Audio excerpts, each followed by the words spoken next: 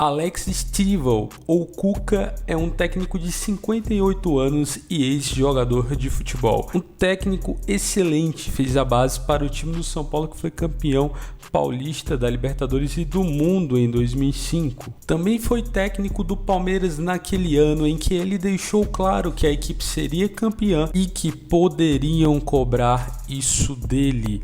Além, é claro, de ser campeão da Libertadores naquele Atlético Mineiro maravilhoso, comandado por Ronaldinho Gaúcho, o Bruxo, além de Jô, Bernard, Diego Tardelli e tantos outros grandes jogadores. O Cuca é um técnico ímpar, porque ele é um técnico old school e mesmo com toda essa modernização do futebol, ele continua sendo destaque. Porém, além de deixar claro alguns aspectos dele como técnico, nesse vídeo iremos falar do motivo que mancha sua carreira e o impede de ter o reconhecimento devido à sua capacidade como técnico. E se você gosta desse tipo de conteúdo, já se inscreve no canal e ativa as notificações para você não perder nada do que acontece por aqui. E já deixa o like, seu like é de graça, mas me ajuda demais.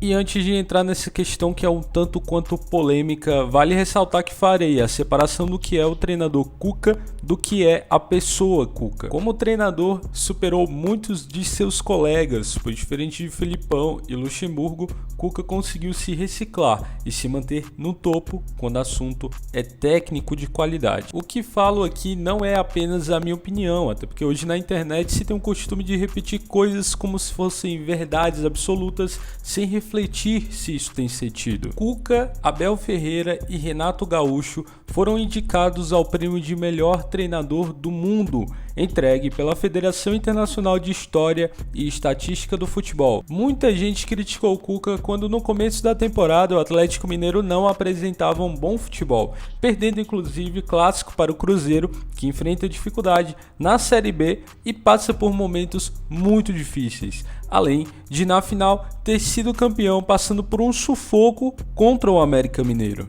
O problema aqui é que o brasileiro se acostumou a querer tudo a curto prazo. O Hulk hoje é um dos principais jogadores do Brasil, conseguiu ser convocado para a seleção e no estadual não conseguiu deitar, como muitos gostam de falar por aí, e foi bem criticado. Cuca no estadual tinha pouco tempo no comando do Atlético e estava acertando a equipe.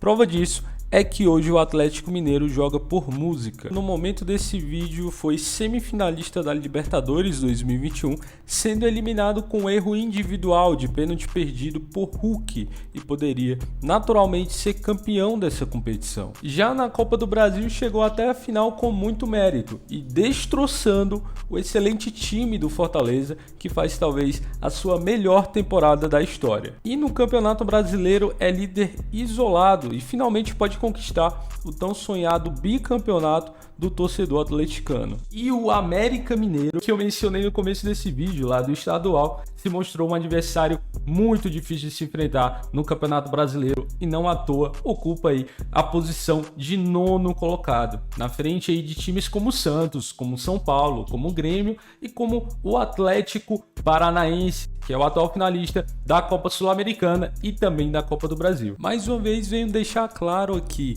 técnico precisa de tempo para demonstrar o seu trabalho. Por melhor que seja o elenco, o tempo de um estadual não é parâmetro para nada. Essa é uma péssima cultura do nosso país. O Abel, técnico do Palmeiras, também foi muito criticado no estadual e quase cai do comando do Palmeiras. Hoje o time dele é finalista da Libertadores. O Cuca também tem como grande característica saber lidar com o elenco e com grandes jogadores, característica essencial para qualquer grande treinador. Alguns treinadores não conseguem ser tudo aquilo que pareciam, pois justamente não possuem esse jogo de cintura necessário para um super elenco como o Atlético Mineiro. O Cuca fez um trabalho excelente também à frente do Santos, onde em um ano tirou o time do perigo de cair como também tirou leite de pedra ao levar o Santos a uma final de Copa Libertadores em 2021 contra o Palmeiras. Ninguém imaginava aquele Santos atingindo aquele potencial e disputando o título mais importante da América do Sul. Dito isso, seria uma teimosia enorme não reconhecer o tamanho desse treinador, que é nada mais nada menos que excelente, qualificado para treinar qualquer grande elenco da América do Sul, mas ele tem uma acusação gravíssima que mancha a carreira dele do futebol. Antes de detalhar isso para vocês, eu ressaltar que não estou em posição de julgar ninguém, tampouco irei desconsiderar uma possível trauma de uma vítima. Para isso, deixo a justiça fazer o seu papel, assim como não irei atacar a pessoa Cuca. Esse não é o intuito desse vídeo. O intuito desse vídeo é entender detalhe por detalhe do ocorrido. Esse episódio veio à tona novamente após o Santos contratar o Robinho, que foi acusado também de estupro. Em julho de 1987, o Grêmio desembarcou em Berna, na Suíça, para a primeira parada de uma excursão pela Europa. Nessa época, o Cuca era jogador recém-contratado pelo clube. Após a vitória sobre o Benfica, ele, o goleiro Eduardo, o zagueiro Henrique e o atacante Fernando foram detidos no Hotel Metrópole sob acusação de estuprar dentro do quarto 204 uma menina que havia entrado na concentração gremista em busca de camisas e souvenirs da equipe. Segundo o registro policial, o grupo teria expulsado 2 amigos que acompanhavam a vítima antes de cometer a violência sexual. Enquanto os 4 acusados permaneceram presos por quase um mês em terras suíças, o Grêmio seguiu normalmente com o seu tour, que terminou com 5 vitórias e 4 empates. O técnico Filipão, que era o técnico do Grêmio à época, disse o seguinte, abre aspas, os jogadores não conseguiram se desligar do trauma de seus companheiros e mesmo assim voltamos invictos. A acusação se transformou em condenação em 1989, mas não por terem supostamente estuprado a jovem, e sim porque ela tinha 13 anos, sendo uma violência sexual contra uma pessoa vulnerável. Cuca e os demais jogadores do Grêmio foram condenados a 15 meses de prisão, porém, ele nunca cumpriu a pena, pois o Brasil não extradita os seus cidadãos.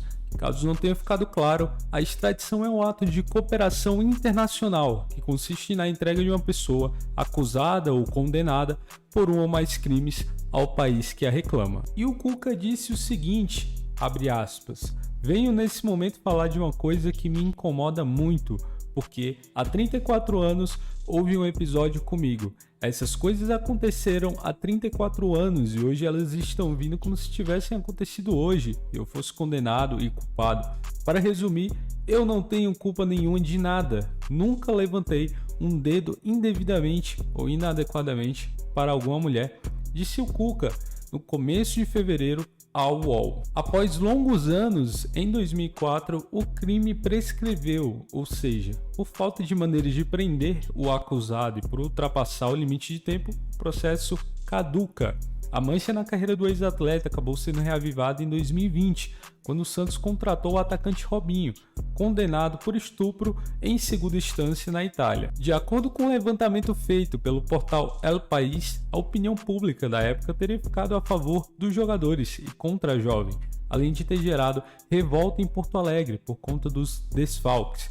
Famílias, como namoradas e esposas, assim como torcedores do Internacional, mantinham a posição de que a culpa era da adolescente. Antes de prosseguir com mais detalhes do caso, eu vou pedir para você deixar o seu like. O seu like é de graça, mas ele ajuda muito o nosso canal aqui a crescer, então deixa o like aí. O Itamaraty foi convocado para acalmar os ânimos dos torcedores, que estavam indignados com a força das punições. Em agosto, o caso ocorreu em julho, foi feito um acordo para que os atletas retornassem ao Brasil e respondessem o processo em liberdade. E agora uma fala do Cuca, abre aspas. Fiquei com a impressão de que ela tinha 18 anos, fecha aspas.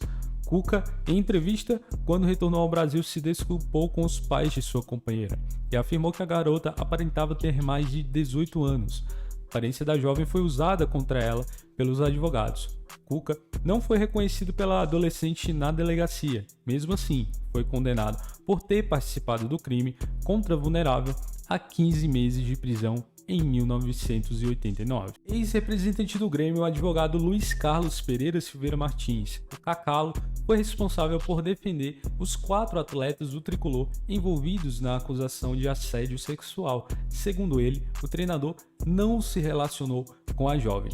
Abre aspas, especialmente sobre Cuca, que o assunto voltou agora, ele não cometeu nenhum ato de estupro e não manteve relação com a menina.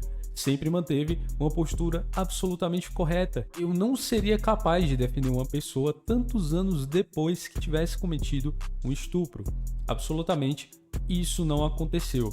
Fecha aspas, disse Cacalo ao UOL. Novamente, eu não estou aqui para julgar o Cuca ou inocentá-lo. O caráter desse vídeo aqui é apenas informativo. Os dados contidos nesse vídeo são de matérias do El País e também do UOL. Julgá-lo e prendê-lo é um dever da justiça e eu não possuo qualificação para isso. Cuca é um treinador excelente, como já falei nesse vídeo, e o separo da pessoa Cuca para fazer as minhas análises. No jogo contra o Flamengo desse sábado, o Cuca agrediu um funcionário que estava trabalhando na partida. De fato, é um cara bem complicado de se conviver. Os próprios atletas com quem ele já trabalhou relatam isso. Um cara muito explosivo. Da mesma forma, eu entendo e respeito quem não desvincula o treinador da pessoa para esse tipo de análise. Espero que você tenha gostado desse vídeo. Peço que deixe seu comentário abaixo e, se quiser, manda aquela dica de vídeo pra gente. Tamo junto e até o próximo.